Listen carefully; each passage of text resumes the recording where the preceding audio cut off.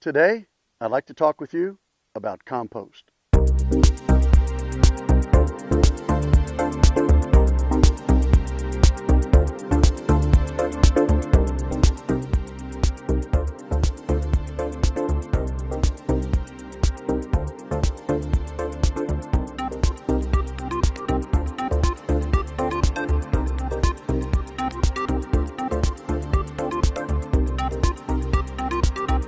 Hi guys, Mark Carey here from Steepleview Farm. Today is the last day of March and it's absolutely a beautiful day out, but it is cold. It was below freezing last night and the temperature right now at 11 o'clock is just barely above freezing. It's 33 degrees. The wind is out of the north. I mean, it's blowing from the coldest direction possible and you can sure feel it. I'm sure the high tunnel is nice and warm, but today I want to talk with you a little bit about, so I know everybody's getting ready to garden. You just can't wait. These sunny days, just make you want to get outside and do everything you can right away. And that's great. But, one of the things we talk about a lot is that the first thing you need to grow on your farm, if at all possible, is your soil. And, people really do think that you can just go out and plant something, it'll grow, and maybe it will. That's kind of a risk you take if that's the approach you want to take. But in our view, the things I've learned are that, first of all, your soil is not just a place to hold water and nutrients.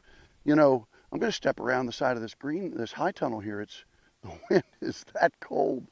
But a lot of people will go out and just stick things in the ground and just trust whatever's there.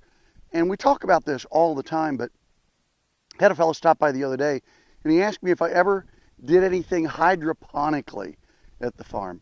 And I'm not a big fan of hydroponics. I mean, they're great. I mean, I get it. I understand what it's all about. But in reality, when you grow something hydroponically, what you're doing is you're putting the roots in some medium coconut coir, something like that. And you're feeding it water, and you're feeding it nutrients, and you're hoping that the plant will get the right amount of nutrients and water to grow. And in hydroponic situations, everything grows very well. I mean, it's a very successful method of raising flowers, crops, vegetables, things of that sort. But there's more to soil than what coconut coir does. There's more to soil than idea that you've got something that's going to let the roots touch water and nutrients. In reality, the soil itself provides something very important to your plants. And it's not just a matter of, well, can I put enough fertilizer on it? That's what the chemical companies have sold people into thinking. Can I add enough water? Can I make things grow in the soil? Well, sure you can. But soil provides a couple of things that you really you don't think about. Let me try and put it in these terms. You've heard the term gut bacteria. I mean, you know that you've got bacteria in your gut. You know you get very ill if you don't have the proper gut bacteria in your body. So when you eat food, you're feeding your body food. When you drink a liquid, you're feeding your body some water, maybe mixed with something else, but water. But in order for your body to absorb it and to use it and to get the most out of it, you depend on certain microbes in your body to take that and break it down and make it more usable. That's what soil does. Soil is a medium in which microbes and a lot of other living organisms function. It also contains significant mineral content and significant particulate content and organic materials that allow for your plants to have the benefit that you kind of have with your digestive system in your body. The things that live in the soil. Soil is a living place. It's a medium that contains a lot of living organisms. And so by putting your plants in healthy soil and providing the right environment for the best organisms to live, then what you do is you create the opportunity for your plants to get the most out of the feed that's there. Some soil contains plenty of nutrients. A soil test will tell you that. You sometimes have to add nutrients. And you also have to add, pretty regularly, organic material. And we'll talk about that in a later video about what soil's made of, what the content of good soil is. what's the importance of organic material. It's all kind of a chemistry thing. We'll talk about that on another date.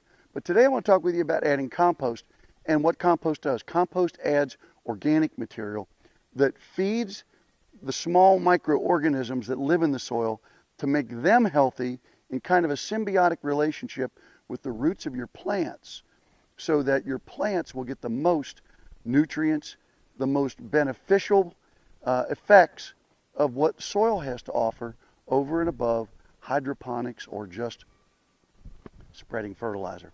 So compost is an important part of your overall garden and something that you need to start trying to find now.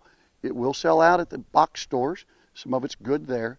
You can find it at a lot of local compost dealers. That's important to find a source for good compost.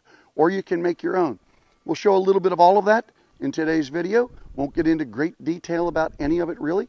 But our goal here is to let you know that now's the time to locate some compost, put some compost on the ground, and get your garden ready for the season, because I can tell by the color of the sky and I can tell by the green in the grass that spring is right around the corner. Oh, it's officially here on the counter, but you know what I mean. Planting season.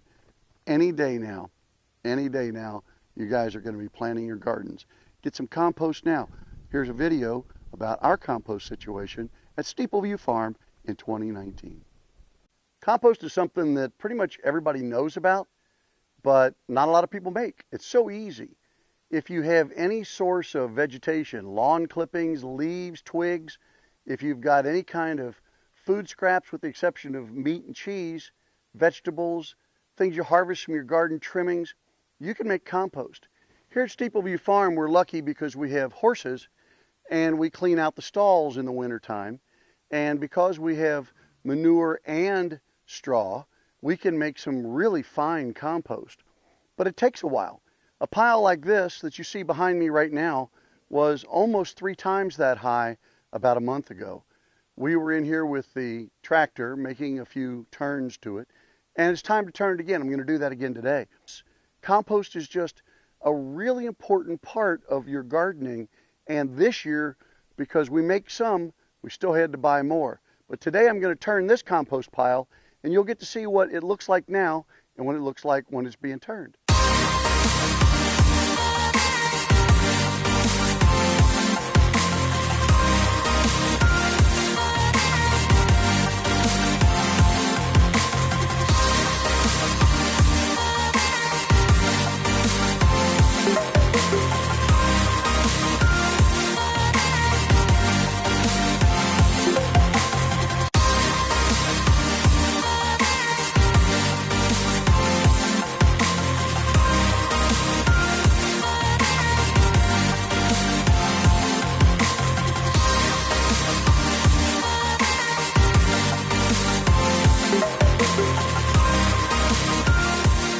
So I hope what you can see is the work we did with the tractor is we took what was mostly straw, like what you see over here in the corner, that little bit of straw there that you see, we took that and mixed it in with the manure and the other compost that had been working already and moved the pile around. Now, I was telling you what the compost is going to look like. If you can look right back here on the ground, this is a spot where I have already dug up what will be compost. And if you can see that, it is very dark. It is very fine. It's like powdered dirt. And that's the kind of compost that I'm looking for. So the problem I've run into so far is the compost that I've been able to buy doesn't look as good as the compost that I make. Now, this pile has been sitting most of the winter. We've turned it several times. It won't be ready for us to plant here in 4 or 5 weeks. Now, down here, I also have another compost pile. It is the new one. That one we've been working on since last year, adding to it. This one will get built over the next few weeks, particularly when we clean out the chicken coop and we put the pine shavings and the chicken droppings in here. This will start this compost pile. We'll continue to build this, turn the other one. The other one will be ready by about fall. So the compost from last year is out front. It's not enough to go everywhere we need it to go. We had to buy compost this year. Compost we got doesn't meet my liking really 100%, but it's the best I can get. But we'll talk about what compost does for your soil and what we've got in the way of compost here in just a minute. I've read a lot about compost. I've watched a lot of videos about compost. I've seen a lot of farms that use a lot of compost. And the most important thing I learned about compost, I learned from a special webinar on soil structure. And interestingly enough, even though everybody will tell you compost is the key to a healthy garden, and I agree. I mean, I've grown things in 100% compost and it's done great. But here's the truth. Compost is not fertilizer. Compost adds organic structure to your soil. There's a benefit to that. When you have more organic structure to your soil, the soil has the ability to hold more water. And by that I mean the water doesn't run through it, it doesn't run off of it. It runs into it and it's held within the fibers. The other thing that compost does is compost carries a little bit of nutrients and it carries a whole lot of other organisms, things that help build your soil. If you're interested in a soil building class, how to grow your soil, we're going to be having a seminar here at Steepleview Farm coming up very soon. I'll post more about that later. But growing your soil is the first thing you need to learn how to grow if you're in a garden or farm. Compost is a key component to that, and we'll talk about that. But today, if you can see behind me, just right over here, you can see I've got a couple of compost piles. Now, I bought this compost, great compost, and we've been using it, but it's from a horse farm, and the bedding in the horse stalls was wood chips, and the wood chips are not 100% composted out. So when you put it on, the compost mixes in with the dirt, then you have a lot of wood chips sitting around. They will eventually become organic material in the soil as well. But here in just a couple of minutes, I have a truck coming filled with leaf compost. So if you're looking around, today we're going to show you a couple of things that are different between the general compost that's made from wood chips and compost that's made from leaves, leaf litter, which I think may be the best compost. We'll just wait and see. We've got a big truck coming. It'll be here any minute.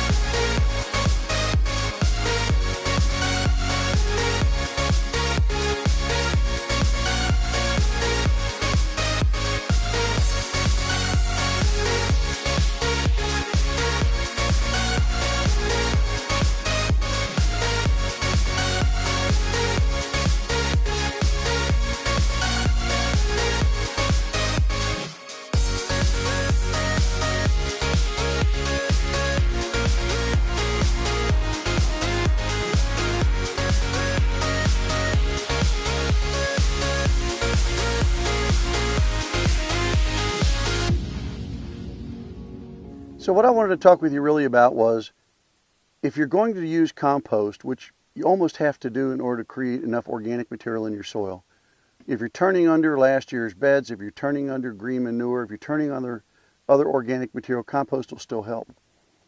But compost is not the end of everything. It's not your fertilizer. It's not everything you need for your soil. It's just one of the components.